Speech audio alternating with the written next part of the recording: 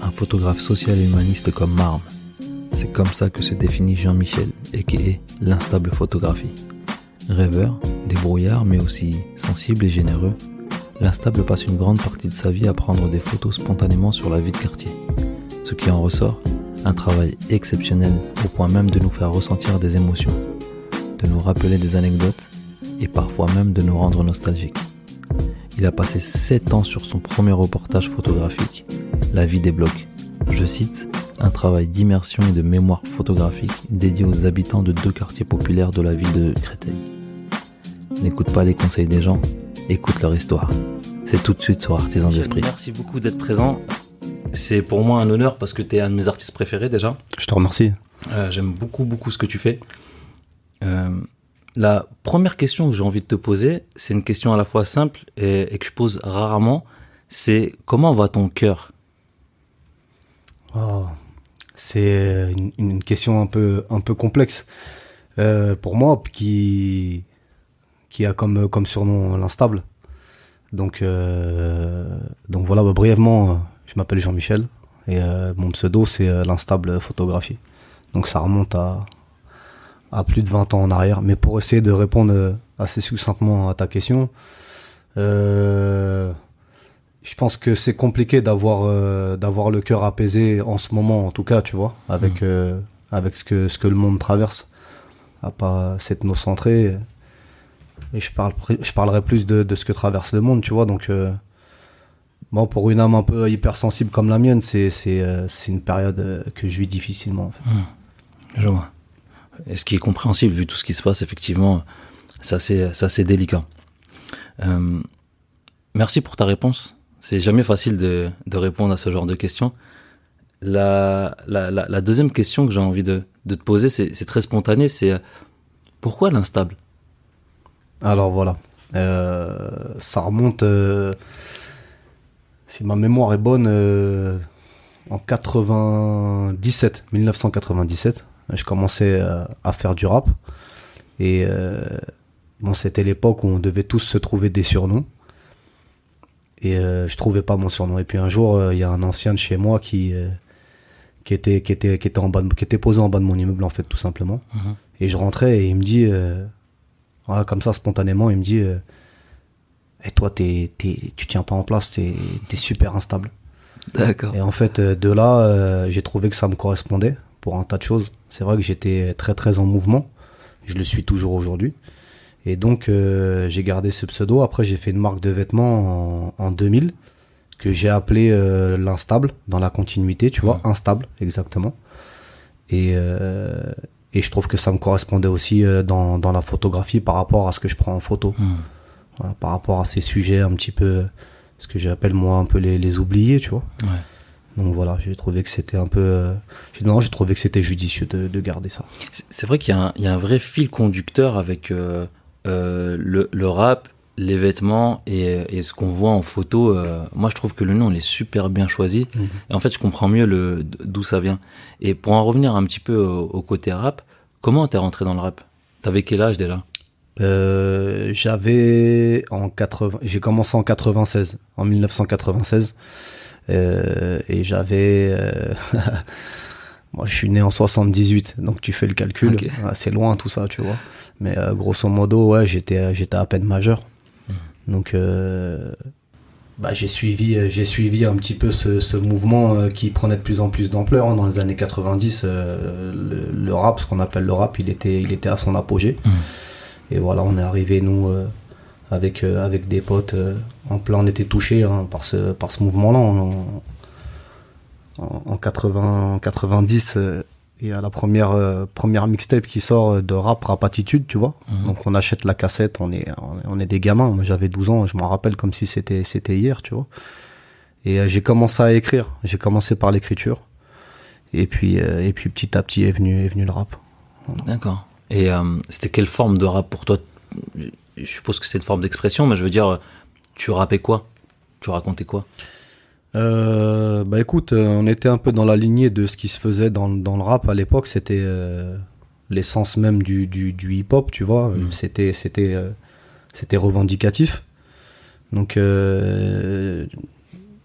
bah, moi et mes potes, on a choisi cette voie-là naturellement. On s'est pas posé la question. Hein. C'était vraiment au-delà de raconter le quotidien comme le veut le rap. C'était aussi de dénoncer certaines choses et voilà, avant tout un moyen d'expression. Ok. C'était ce qu'on appelle du rap conscient, tu vois. Ouais, ouais.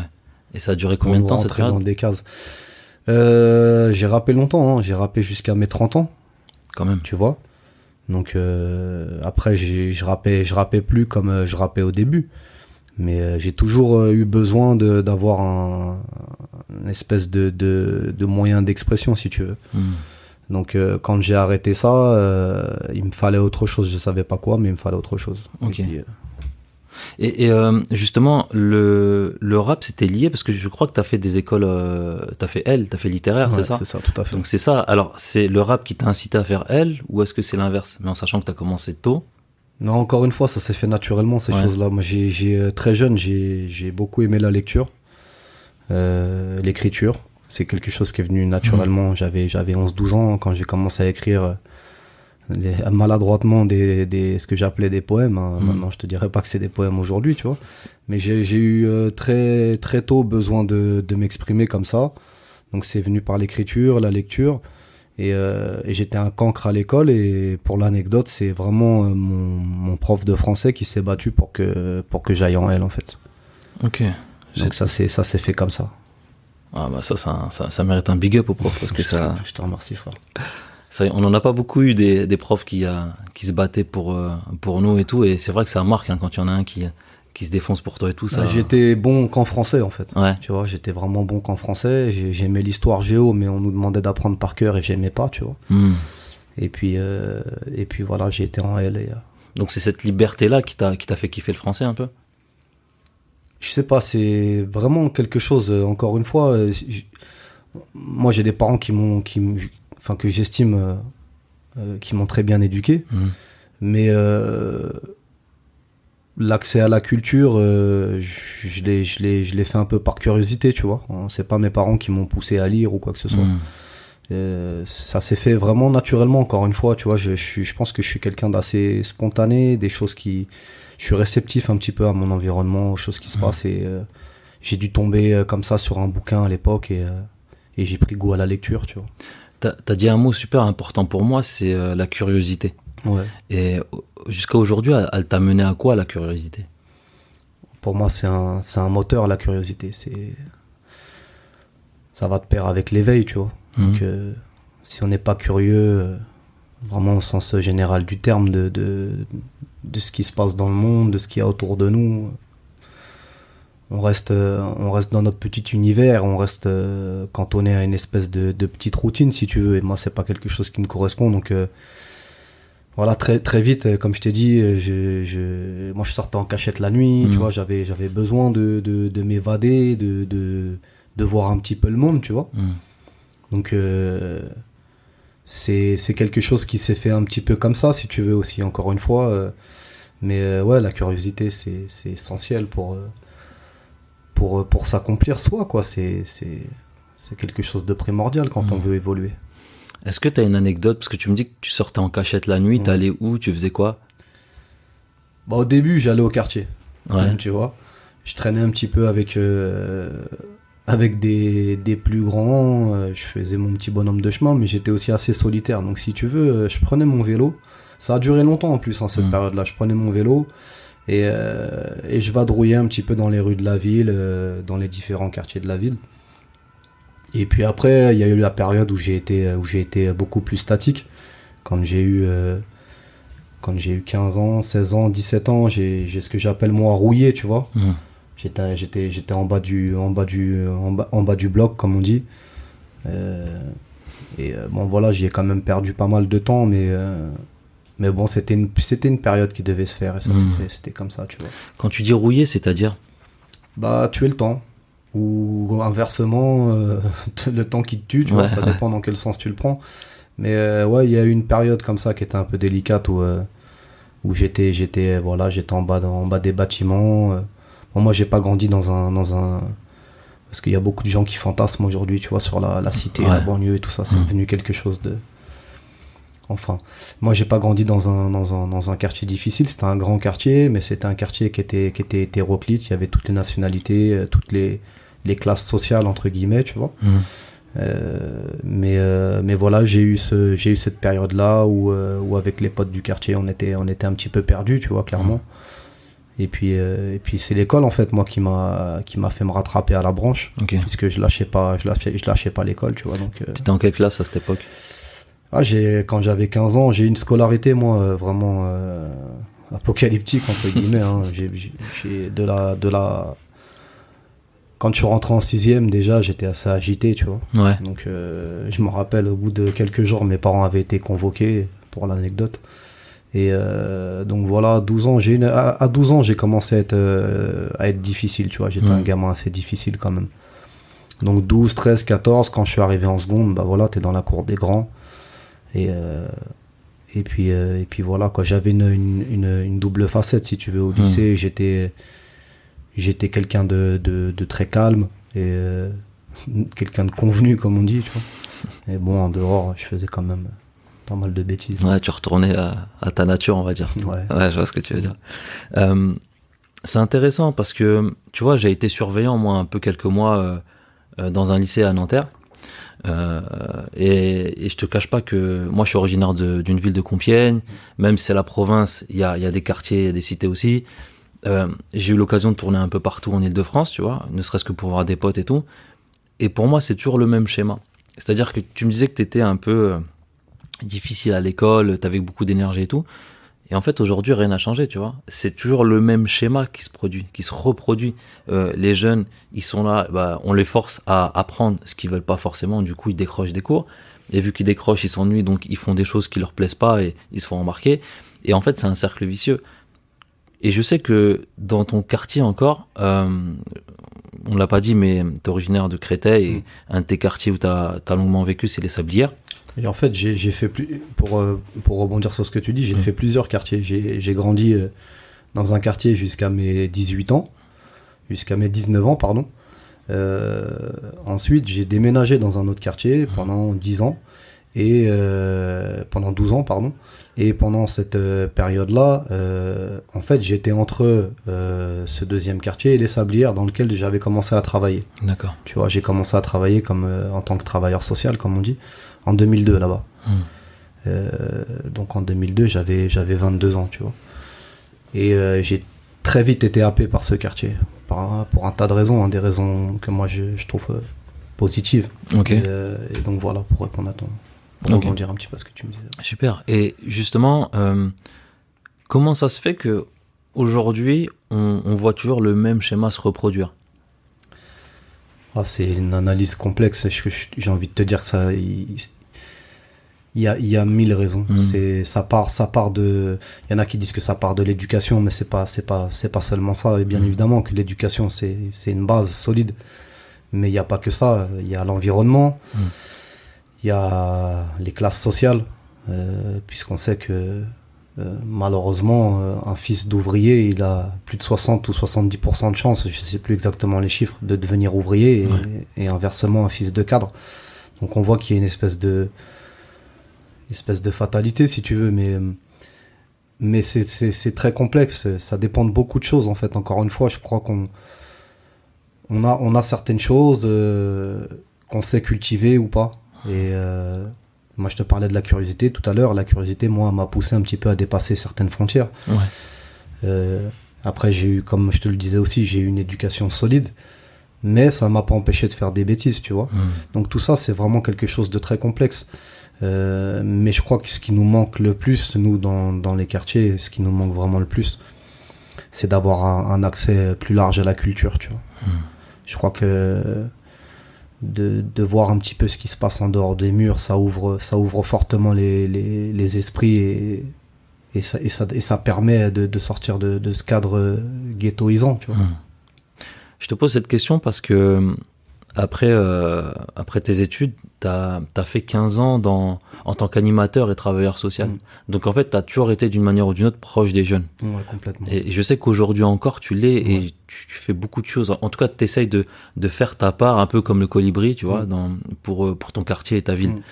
Et Et justement, aujourd'hui, ça en est où? Est-ce qu'il y a eu une évolution entre quand tu étais travailleur social et aujourd'hui?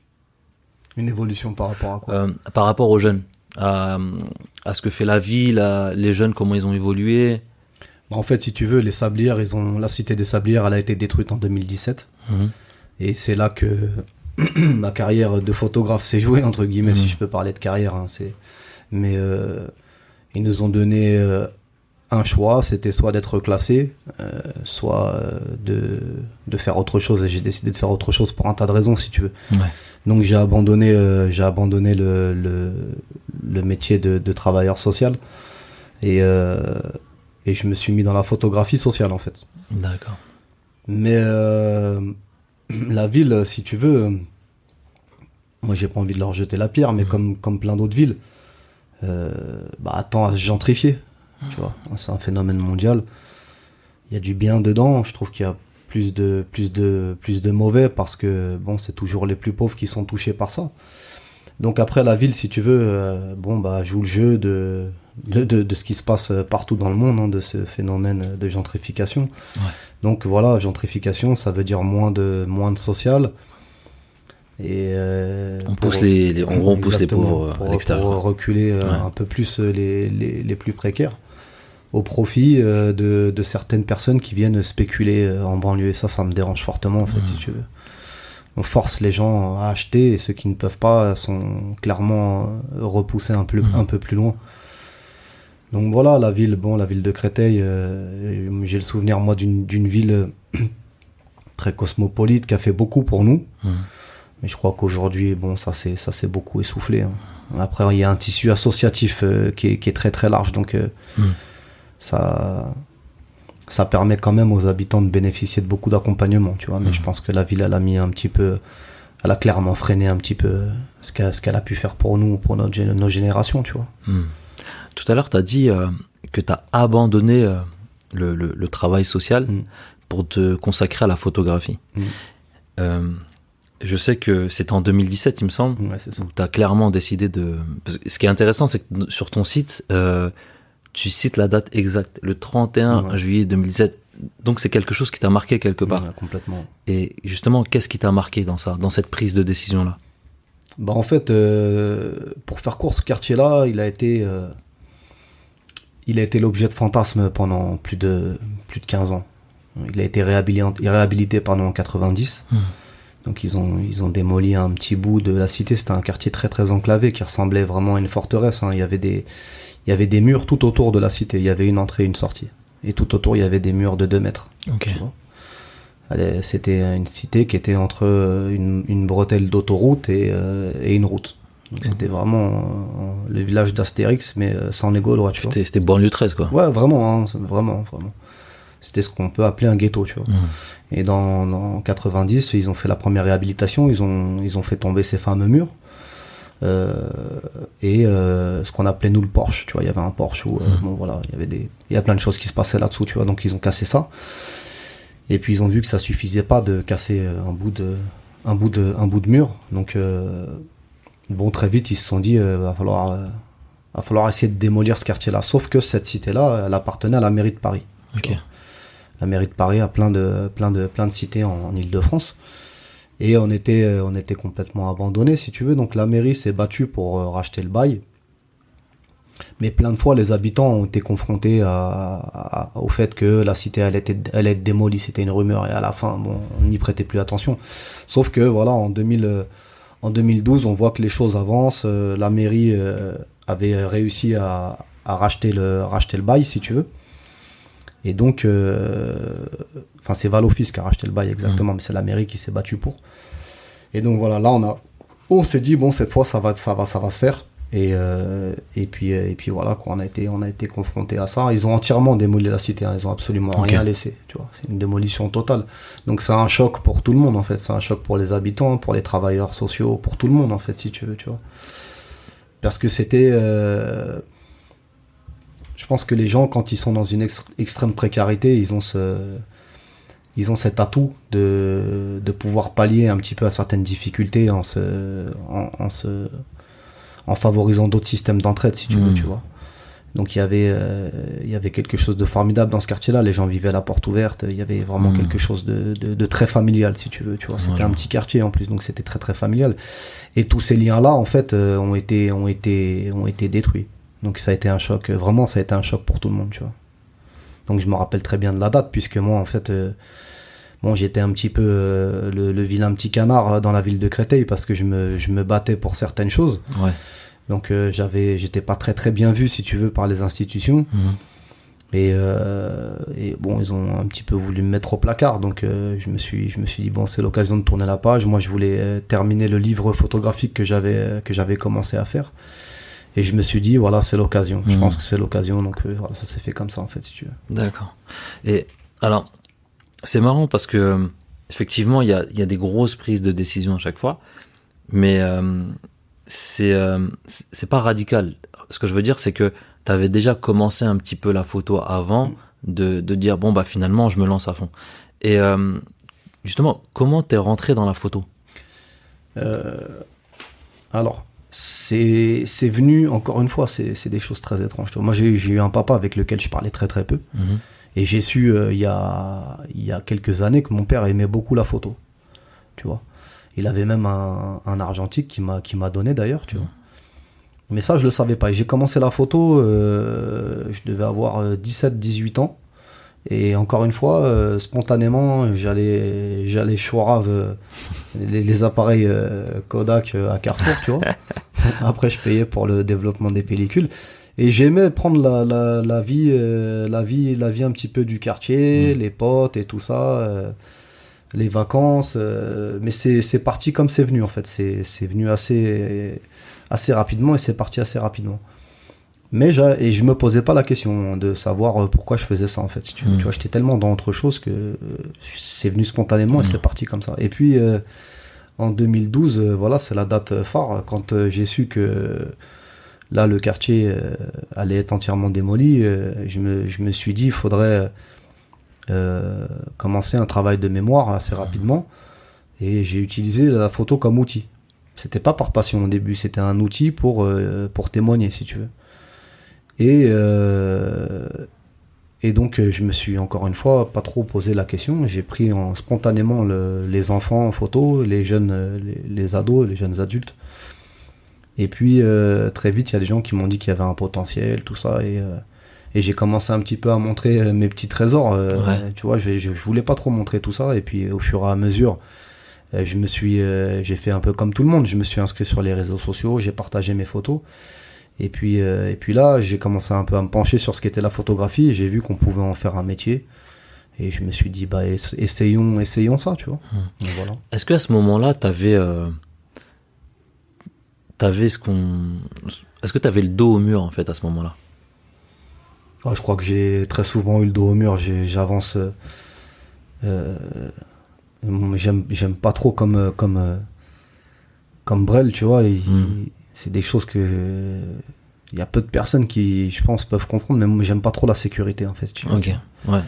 Et donc très vite, quand je suis dans la sécurité, je tombe un petit peu dans la routine et c'est quelque chose que j'aime pas.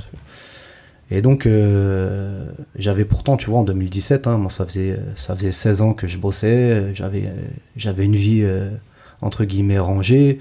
J'aurais pu accepter qu'on me donne une autre chance, que je continue mon travail tranquillement et tout, même si c'était dans une autre structure. Mais tu vois, j'avais besoin de changement, donc voilà, j'ai actionné ce levier-là, si tu veux.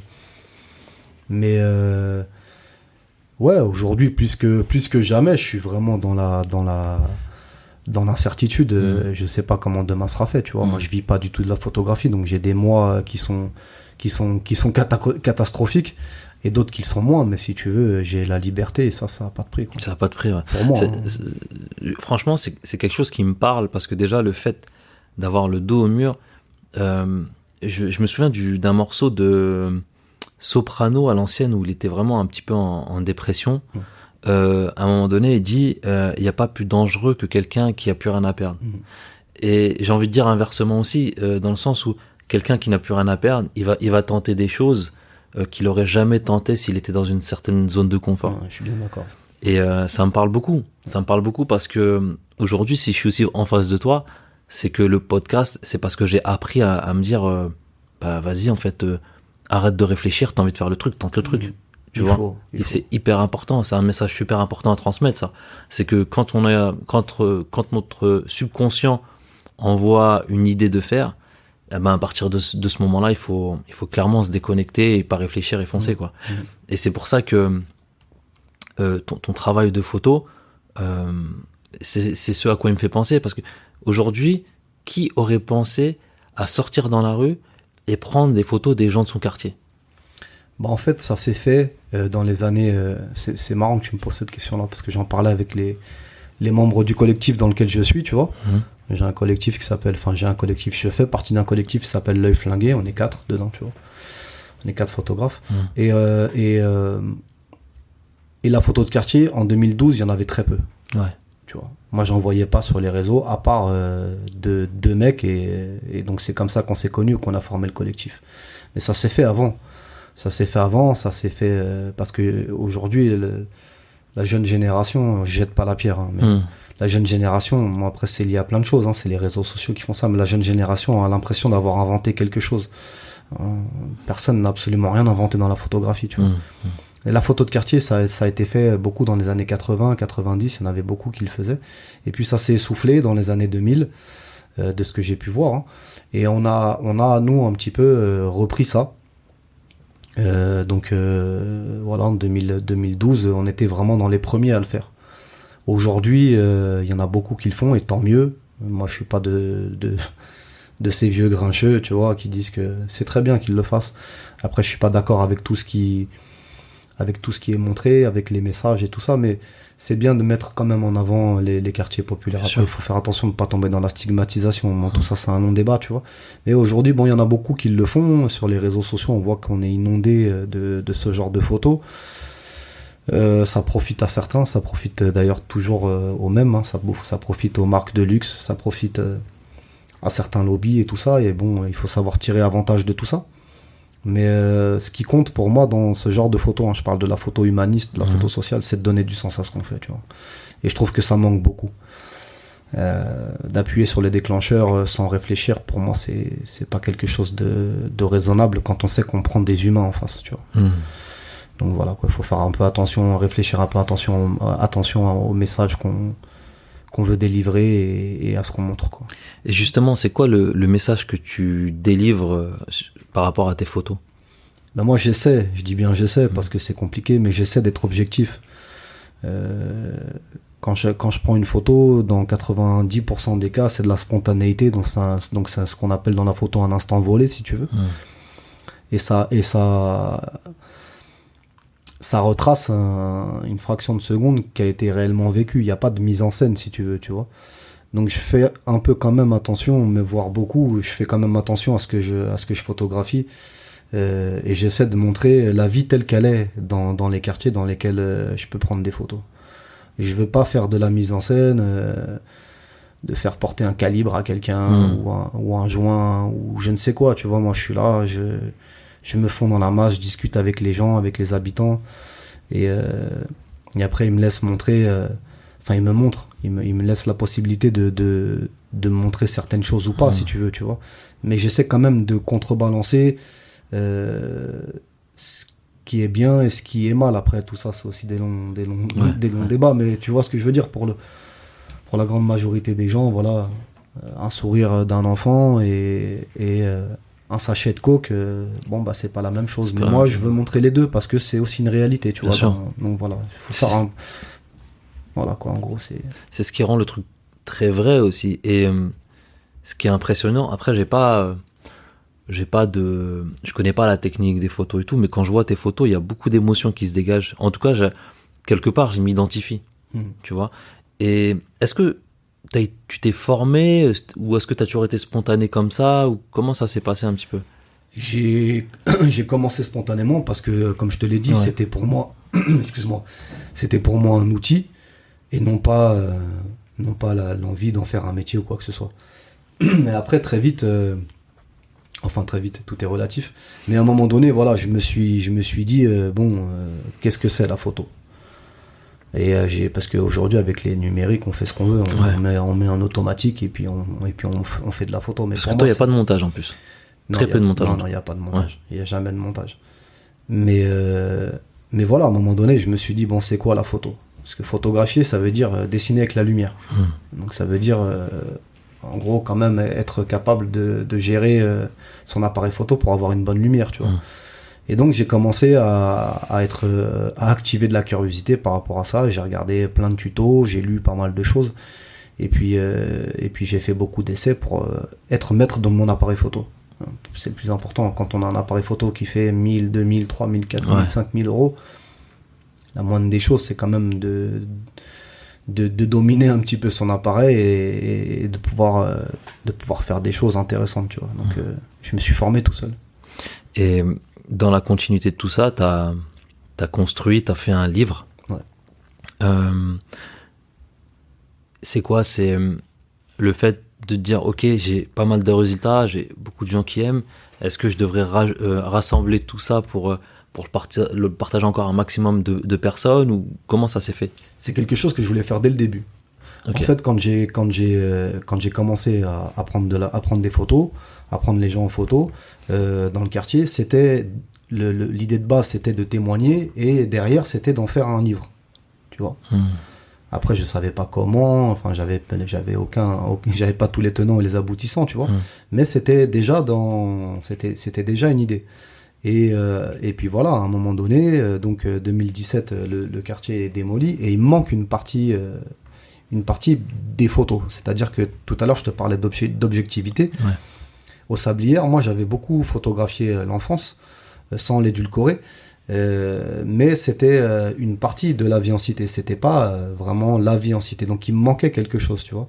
Et en 2017, j'ai commencé un autre travail dans un autre quartier, où là, pour le coup, j'étais avec des jeunes qui étaient en grande difficulté, qui étaient en grande précarité, qui étaient sur le terrain, comme on appelle ça, tu vois. Et donc voilà, pendant 2 ans, j'ai pris des photos quand même beaucoup plus sombres pour contraster le travail que j'avais fait avec l'enfance. Okay. Et pour montrer un petit peu les différentes facettes qu'il peut y avoir dans les cités, tu vois. Et donc voilà, quand j'ai eu ça, je me suis dit, bon, là, j'ai de la matière, donc je pense que je peux commencer à réfléchir à comment j'ai envie de faire le bouquin, tu vois. Et ça s'est fait comme ça. Encore une fois, c'est aussi une notion importante, parce que quand tu commences quelque chose, c'est hyper important d'avoir une vision de ce que tu veux faire, même si tu sais pas clairement où tu veux aller, tu vois. Et c'est ce que tu dis dans ton message là, c'est que t'avais envie t'es passé par ça, même si tu savais pas concrètement où aller, et ben quelque part t'as placé ta confiance et t'as avancé coup de coup. Ouais. C'est paradoxalement, je me fais pas du tout confiance. J'ai pas du tout confiance en moi, mais je me fais quand même confiance. Tu vois, c'est quelque chose de paradoxal, hein. C'est-à-dire que je me fais confiance dans le sens où je m'écoute pas mal. Je suis assez guidé par mes instincts. Donc, quand j'ai envie de faire quelque chose, je le fais. Mais après, si tu veux, je suis très, très peu satisfait de ce que je fais. Ça, c'est autre chose, tu vois.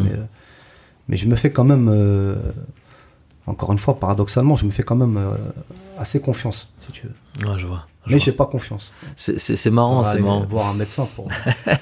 Je pense qu'il y a beaucoup de monde. Il y a beaucoup de monde sur ça.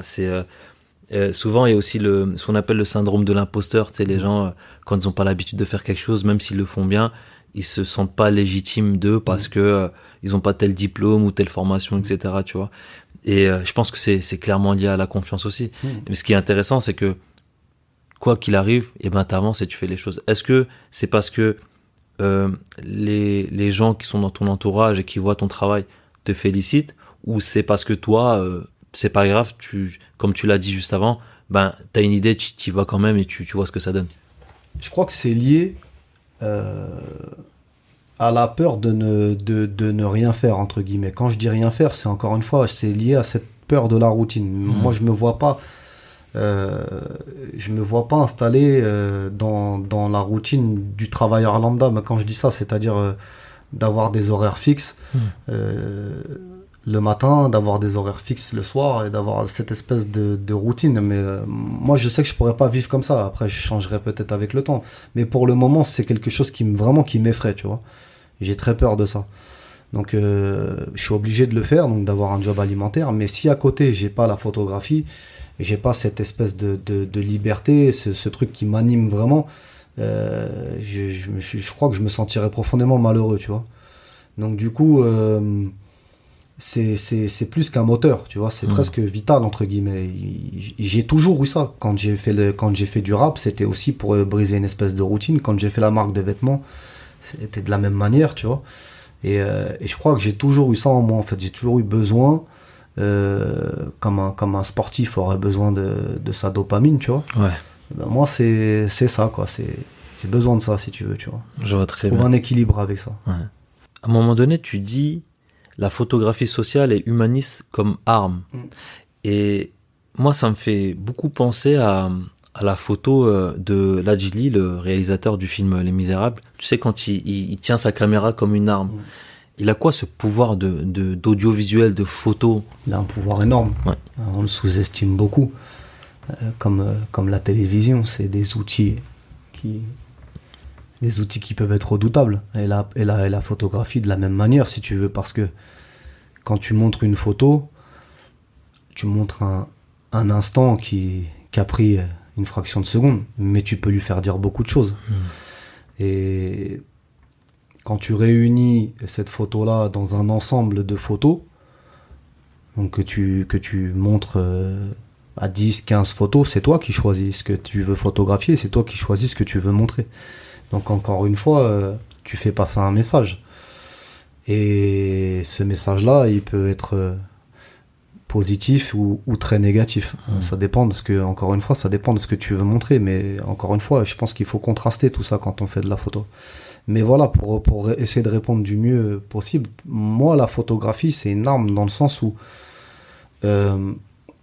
la photo, c'est encore une fois un outil, même si c'est une passion et un métier, c'est un outil dont je me sers dans les quartiers populaires dans lesquels je vais.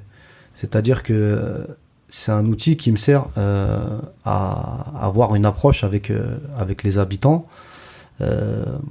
et à leur faire prendre conscience de certaines choses. Comme on m'a conscientisé, moi, je suis issu de l'éducation populaire, donc on emploie ces termes un peu barbares, tu vois. Mais comme on m'a conscientisé, moi, j'essaie de conscientiser un petit peu les plus jeunes par le biais de la photographie. Si tu veux, c'est un outil qui permet de les approcher et de leur dire qu'avec un appareil photo, on peut faire beaucoup de choses et au-delà de la photo. Après, moi, je fais plein d'actions, c'est des choses que je garde un peu pour moi et les gens, tu vois. Mais quand je vais dans des quartiers, je peux pas me permettre de prendre une photo et de me casser chez moi, tu vois, vulgairement parlant. J'essaie d'actionner plein de leviers par le biais de l'association dans laquelle je suis, tu vois. Donc j'essaie de faire pas mal de petites choses comme ça. Et c'est là où la photo, ça devient une arme, en fait, si tu veux. C'est-à-dire que c'est un outil qui me permet et à la fois de conscientiser certaines personnes, enfin avec toute la modestie qu'il faut quand je parle de conscientiser. Attention, tu vois, je suis pas un professeur, hein. Mais voilà, c'est un outil qui me permet de montrer une certaine, enfin des réalités, parce qu'il n'y a pas une réalité, des réalités, et au-delà de ça, de travailler réellement avec les habitants de certains quartiers, tu vois. Ça fait écho avec une question que j'ai envie de te poser, c'est par rapport à l'entourage. Par exemple, toi, je sais très bien que si tu n'avais pas été quelqu'un du quartier et que les gens ne te connaissaient pas déjà un peu, ça aurait été peut-être un peu plus compliqué de prendre ce genre de photos. Sûrement. Donc, quelle importance a l'entourage quand on se lance ou quand on fait un projet? Mais encore une fois, il faut savoir ce qu'on a envie d'y faire. Et c'est encore une fois la question du sens. Qu'est-ce qu'on veut y faire? Qu'est-ce qu'on veut y montrer? Qu'est-ce qu'on veut y prendre? Et aujourd'hui, les quartiers sont plus comme avant. Dans les années 90, c'était des forteresses, tu rentrais pas comme ça, hein. C'était pas possible. Un mec ou une nana qui rentrait avec un appareil photo, il avait de fortes chances de repartir sans son appareil ou de ne même pas pouvoir rentrer, si tu veux. Tu vois, les quartiers étaient beaucoup plus durs avant qu'aujourd'hui, contrairement à ce que les médias disent. Aujourd'hui, les quartiers sont quand même beaucoup plus ouverts pour un tas de raisons. Est-ce qu'il y a eu des réhabilitations, enfin bon. Donc, si tu veux, moi, il m'arrive de voir sur Internet beaucoup de personnes qui rentrent dans les quartiers pour y faire des photos de mode, par exemple. Ça leur sert de décor. Ça, c'était pas possible avant. Donc, tout dépend de ce que tu veux montrer, mais moi je conseillerais aux photographes qui veulent faire de ce qu'on appelle de la photo documentaire, de la photo reportage, mais de prendre leur disposition et donc de se mettre en relation avec les associations de quartier, parce que c'est les moteurs des cités, les associations, de prendre contact avec les associations pour que ces associations-là puissent les mettre en relation avec des habitants et que le photographe ou la photographe puisse être en immersion, ce que j'appelle moi en immersion, tu vois, donc vivre avec les habitants. Mais voilà, tout dépend de ce qu'on veut y montrer, hein, tu sais. Moi j'aime pas trop le fait de venir dans une cité comme ça pour se servir du décor, d'y mettre un mannequin ou deux et de s'en aller. Je suis pas trop d'accord avec ça, à part si ça profite encore une fois aux habitants, tu vois. C'est comme l'histoire du je crois que c'était pendant le tournage d'un clip qui est parti un petit peu en émeute ou je sais pas quoi, il y avait la police et il y a un petit qui avait dit et du coup la marque elle a repris sa voix et tout sans lui donner quelque chose, quoi. Ouais, j'avais entendu parler de ça. Et ouais, je trouve ça dommage. Mais c'est monnaie courante, hein. Si tu veux, après les principaux responsables c'est nous, hein. C'est les habitants des quartiers, hein. C'est nous les principaux responsables. C'est-à-dire que c'est nous qui prenons la décision de laisser une personne rentrer et de prendre des photos ou non. Après il s'agit pas d'être agressif ou de... Enfin voilà, c'est pas le message. Mais la moindre des choses quand même, ce qui me paraît être la moindre des choses, c'est de demander à une personne pourquoi elle vient prendre des photos, tu vois, sans être dans l'agressivité, juste dans un questionnement qui me paraît quand même complètement légitime. On rentre dans un certain environnement où il y a une vie particulière et il me paraît quand même relativement normal de demander à la personne pourquoi elle vient prendre les gens en photo. Et ça se fait beaucoup, il y a beaucoup de gens qui viennent sans demander l'autorisation ou quoi que ce soit et des fois, ça donne des messages contre-productifs. Ouais. Quel a été le plus gros doute dans ta vie que tu as surmonté aujourd'hui? Ou la plus grosse galère? La plus grosse galère, je sais pas trop. Comme ça, la plus grosse galère que j'ai surmontée... moi, j'ai pas perdu, grâce à Dieu, j'ai pas perdu mon père ou ma mère. Je pense que ça sera sûrement la plus grosse épreuve, c'est la plus grosse épreuve pour un homme avec un grand H. Bon, après des galères, si tu veux, j'en ai eu pas mal, je continue à en avoir, mais bon, il faut quand même tenter de rester optimiste, parce que j'ai quand même la santé, bon, même si j'ai quelques petits problèmes, mais j'ai quand même la santé, tu vois. Donc il faut quand même essayer de relativiser, mais des grosses galères, il y a encore quelques années, je t'aurais dit certaines choses. Aujourd'hui, je prends du recul par rapport à ça. Je me dis que au final, c'est pas tant des grosses galères que ça. J'ai quand même un toit. Tu vois. Bon, j'ai eu, je te dirais, la plus grosse galère, c'est quand à un moment donné, je me suis retrouvé un petit peu dehors, tu vois. Il y a une période un peu compliquée comme ça où j'étais en conflit à la maison et bon, je me suis retrouvé hébergé chez un pote qui était toxicomane. C'était un peu compliqué, tu vois. Je te dirais que c'était un peu la plus grosse galère que j'ai eue. Sinon, après le reste, hein, c'est des choses de la vie, tu vois. Je sens dans ton discours une forme de gratitude. C'est important pour toi? Ouais, bien sûr. Il faut rendre à César ce qui appartient à César, comme dirait l'autre, tu vois. C'est important de... Enfin, moi, je dois tout à mes parents, hein, tu vois, Et puis si je suis encore en France, c'est pour eux. Sinon, ça fait longtemps que je serais parti. Non pas que j'aime pas la France, mais que j'ai envie, comme on se disait tout à l'heure, j'ai envie de découvrir un peu autre chose, tu vois. Mais je suis fils unique, j'ai des responsabilités et je dois les assumer jusqu'au bout, tu vois. Donc forcément, ce que je suis aujourd'hui, je le dois à mes parents, en grande partie. Je sais que tu as voyagé un petit peu avec tes photos. C'est quoi ton plus beau souvenir? Mon plus beau souvenir, il est en rapport avec la première fois que j'ai voyagé, entre guillemets, pour la photographie, tu vois. C'était une période de ma vie qui était très compliquée et je me suis retrouvé à Lisbonne et je me suis rarement senti aussi bien, en fait. J'étais en communion avec les gens que je prenais en photo, avec moi-même. Et c'est le plus beau souvenir que je garde, parce que ça a été 15 jours, j'étais chez l'habitant, j'étais héberger chez l'habitant. Quand je pars comme ça, en règle générale, je vais chez l'habitant ou je vais dans des auberges de jeunesse. Je vais jamais dans un hôtel, dans une chambre tout seul, j'aime pas. Et j'étais hébergé chez un couple qui était formidable et qui m'a permis il y avait la femme parlait français, donc qui m'a permis de comprendre beaucoup de choses de la culture portugaise. Et voilà, c'était un moment de vie très lumineux, tu vois. Donc voilà, concrètement, c'était génial. Voilà. T'étais parti pour la photo, donc c'est ça? J'étais parti pour la photo, ouais. J'étais parti parce que je voulais.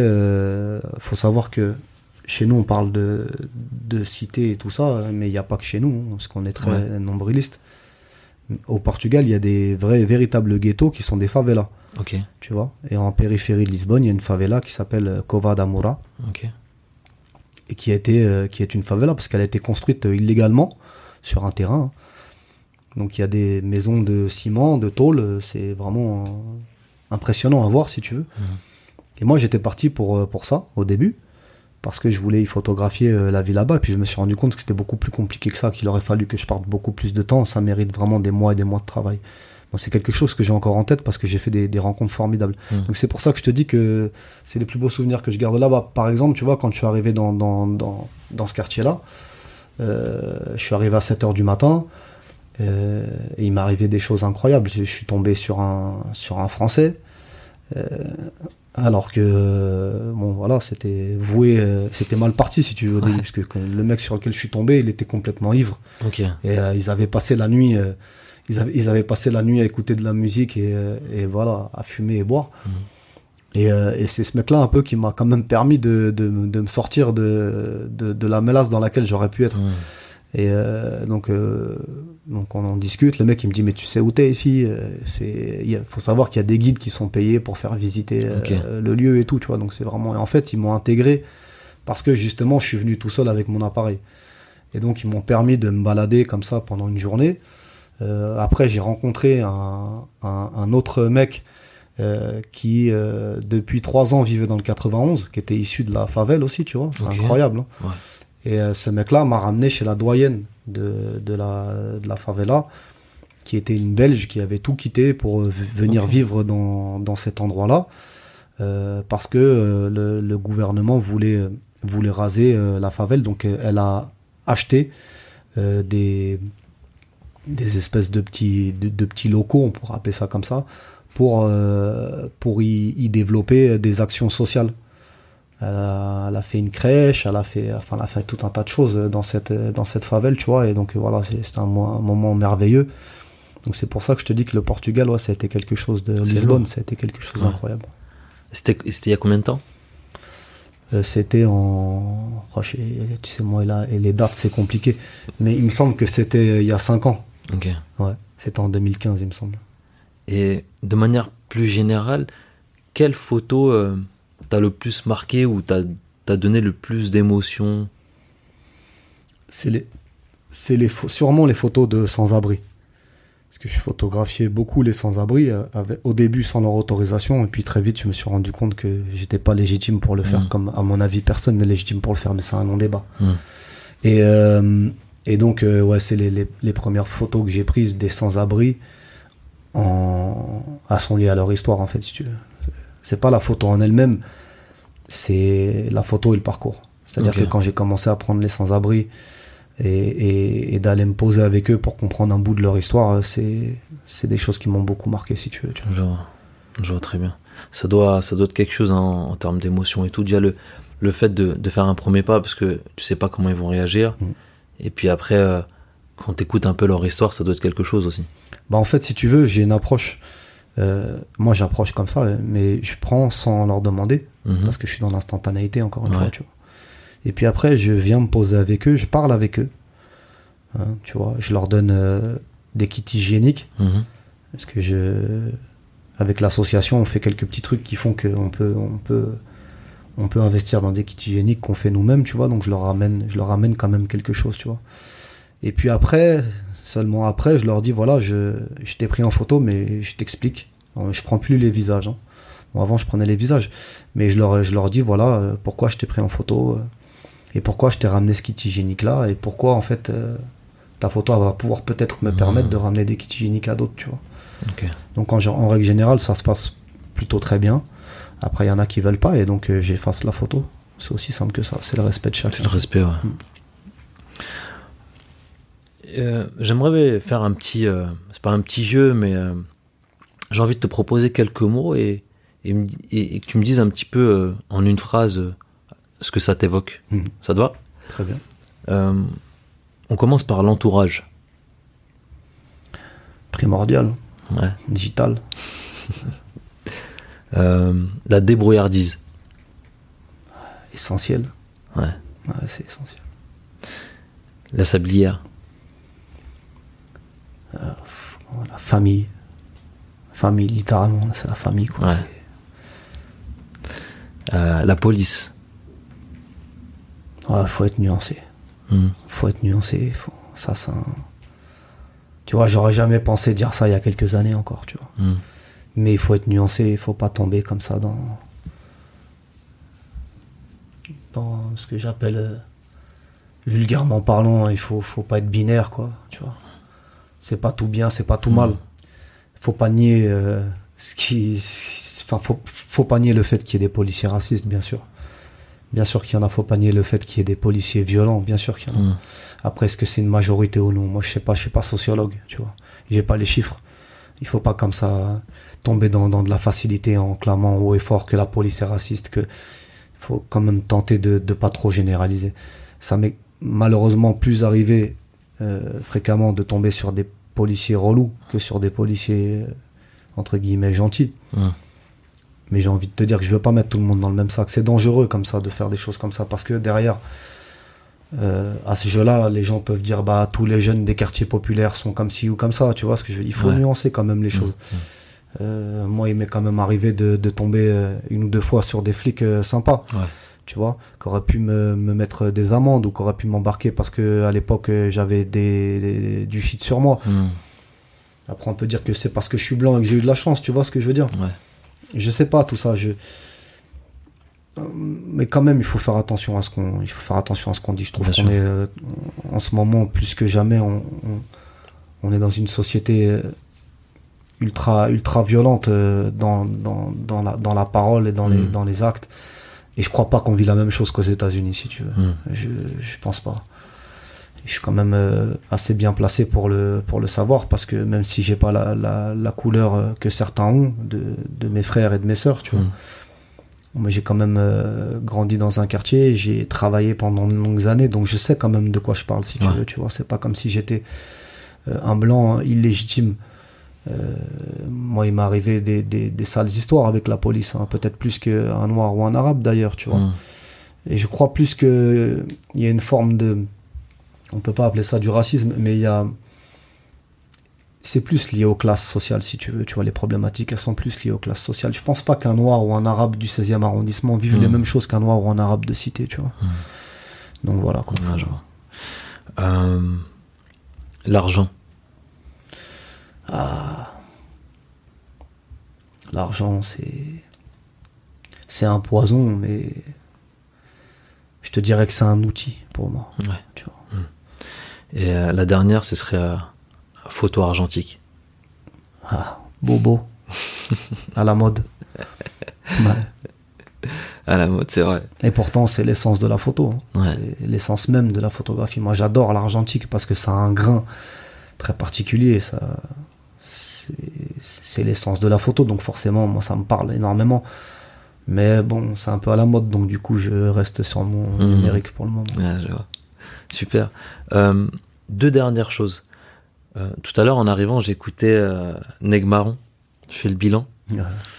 Et aujourd'hui, si tu devais faire le bilan, tu dirais quoi? C'est compliqué, ça demande de l'introspection, tu vois. Le bilan, il est mitigé quand même. Si je devais me placer d'un certain côté, si je devais me placer du côté de la grande majorité, c'est-à-dire à un certain âge, il faut avoir fondé une famille, il faut avoir un travail fixe, il faut, tu vois, je dirais que je suis pas dans les clous. Et si je me place d'un autre côté, je me sens quand même relativement libre. Relativement, je dis bien relativement libre. Alors, ça demande beaucoup de concessions, beaucoup d'efforts même, de se sentir libre. Mais bon, c'est un moteur quand même. Hein. Donc ouais, le bilan, c'est encore trop tôt pour moi. J'ai pas la capacité comme ça de te répondre d'une manière assez tranchée, tu vois. Alors, est-ce que tu aurais un message d'espoir alors? Ah oui, j'en ai plein de messages d'espoir. Ça, je suis quelqu'un de quand même relativement optimiste. Ça peut paraître étrange, tu vois, mais je suis quand même quelqu'un de relativement optimiste. Je crois en l'être humain. Hein. Je crois en l'être humain. Je crois qu'on est capable du pire comme du meilleur, mais on est aussi capable du meilleur. Donc il y a de très belles choses qui se font. On est dans une société où on montre toujours le mal, parce que la peur, c'est un très bon outil pour contrôler un tas de choses. Bien sûr. Mais il y a énormément de belles choses qui se font. Il y a des très belles choses dans ce monde-là. Donc voilà, il faut quand même tenter de relativiser, même si effectivement on est dans une période très compliquée. On est tous impactés par ça, mais il faut quand même faire attention aux choses de la vie autour de nous. Tu vois, il y a plein de belles choses, quoi. Il faut faire attention à tout ça. Je suis d'accord. Je crois que c'était Einstein qui disait il y a deux façons de voir le monde. Il y a ceux qui voient comme si tout était un miracle, et ceux qui voient comme si tout n'était pas du tout un miracle. Ouais, tu vois. c'est totalement Et la photo aide en ça. Ouais. Ça permet de développer ses sens, et quand on aime la photo, quand on fait attention, tu vois, quand on est curieux, encore une fois. Et ça aide quand même beaucoup, et ça permet de voir plein de belles choses. Il faut être attentif à ça. Mais ça se cultive, tout ça. Hein. Bien sûr. Comme on dit, le bonheur se cultive, c'est très très vrai. Hein. Le malheur se cultive aussi. Ça se cultive comme ça. Il faut essayer de se réveiller le matin avec des envies, des moteurs, et de regarder, de pas avoir la tête dans le seau comme ça, et de pas regarder ses pieds, quoi. Totalement d'accord. Où est-ce qu'on peut te retrouver alors? Quels sont les news ou les projets qui arrivent? Alors je pars le 2 septembre dans le cadre d'un festival européen de la photographie, de l'art en règle générale, parce qu'il n'y a pas que de la photographie. Ça se déroulera à Porto. C'est lourd. Donc c'est le vernissage est le 4, et l'exposition a lieu du 3 au 12. Okay. Donc ça s'appelle Focus Art Fair. C'est quand même un gros festival. Bon, cette année il est impacté comme tout un tas de choses, mais il est maintenu à Porto. Il sera à Londres aussi. C'est un festival itinérant, tu vois. Il sera à Londres au mois de mars-avril 2021. Donc moi j'ai été sélectionné pour y exposer mes clichés. Je suis très content. Bravo, franchement. Ouais, je suis très très content. Après, bon, forcément, il y aura beaucoup moins de monde que d'habitude. Mais on verra si j'arrive à sortir mon épingle du jeu, tu vois. Je te le souhaite en tout cas. Voilà. Donc on peut me retrouver là. Et puis il y a énormément de projets qui arrivent entre septembre et octobre. Vraiment beaucoup de projets. Là, je suis sur une action de prévention et de sensibilisation au danger du protoxyde d'azote. Okay. Donc je suis en train de lancer une campagne de prévention et à la fois photographique et à la fois plus générale sur les dangers, en essayant d'intervenir comme ça un petit peu dans les collèges, les lycées. Il y a une campagne de pub que j'ai montée avec un ami, donc il y a plein de choses qui arrivent comme ça à la rentrée. Voilà, on va essayer d'être actif, d'activer aussi un petit peu plus pour être un peu plus dans le, entre guillemets, hein, je dis bien des guillemets, un peu plus dans le confort. Ouais. Ce que j'appelle le confort, c'est de savoir, de pouvoir se projeter dans 3-4 mois et de se dire, voilà, je vais être tranquille financièrement parlant. Je parle de ça, moi, tu vois. C'est vraiment tout ce que je te souhaite en tout cas. Frère. Je sais que on peut trouver sur Instagram. Il y a ton site internet aussi, l'Instable Photographie. L'Instable Photographie, c'est l'instablephoto.fr, le site internet. Sur Instagram, c'est l'instable, le tiret du 9, je crois. Du 8, underscore, je crois. On va dire comme ça, underscore, tu vois. Donc, l'instable attaché, photographie. Et puis voilà, quoi. Et ton livre, pour l'instant, il est encore en rupture? Ouais, il est en rupture. Ouais. Il faut que je réactive la démarche auprès des maisons d'édition. Mais bon, c'est très compliqué. Puis, je suis sur un deuxième ouvrage que j'espère finir avant la fin de l'année sur les mers isolées. Et je ne sortirai pas tout seul celui-ci parce que c'est beaucoup d'investissement, beaucoup de temps que j'ai plus là aujourd'hui, tu vois. Et donc, je vais essayer de le démarcher malgré le fait que bon, le monde de l'imprimerie, il prévoit 12 000 licenciements sur 40 000 employés. Donc, ça va être très compliqué, mais bon, voilà, on va essayer quand même. En tout cas, je te le souhaite. Merci beaucoup pour ton temps et ton témoignage. C'était vraiment lourd. Merci mon frère. Et c'est moi qui te remercie. Franchement, bon courage pour la suite. Franchement, avec plaisir. Merci, au plaisir mon frère. Salut. Depuis l'interview, Jean-Michel a fait pas mal de chemin. Il a déjà participé à 3 expositions, 2 à Paris et 1 à Porto. Il bosse aussi sur un projet de musée à ciel ouvert dans la cité Gagarine, à Romainville. Il a également fait un reportage sur le métier de frigoriste avec une expo à la clé que tu peux voir à l'IFEN de Villeneuve-Saint-Georges. Et depuis quelques mois, il bosse aussi sur une campagne de prévention en photo sur les risques liés à l'usage du protoxyde d'azote. Si tu veux retrouver l'instable, tu peux le retrouver sur son Insta ou le contacter via son site, l'instaphoto.fr. Ce que je retiens, 3 leçons. La première, apprendre à se faire confiance, en soi et ses compétences. La deuxième, faire quelque chose qui te nourrit profondément, comme un moteur de 63 AMG, préparation Barbus. Et la troisième, tu vas avancer, sois curieux, fais quelque chose de nouveau, nul vent favorable à celui qui ne sait où il va. Alors choisis une direction, prends la route et garde le cap.